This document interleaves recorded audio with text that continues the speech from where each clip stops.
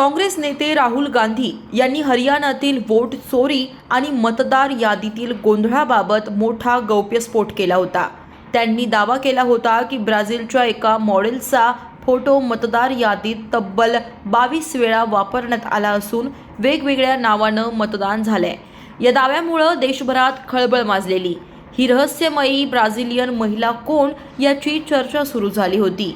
अशातच आता या मॉडेलने समोर येत आपली बाजू स्पष्ट केली आहे। लरिसा नावाच्या या मॉडेलनं एक व्हिडिओ शेअर केलाय ज्यात ती म्हणते की भारतीय राजकारणाशी माझा कोणताही संबंध नाहीये। भारतीय पत्रकारांनी व्हिडिओ करण्यासाठी मला विनंती केली म्हणून मी हा व्हिडिओ करतेय।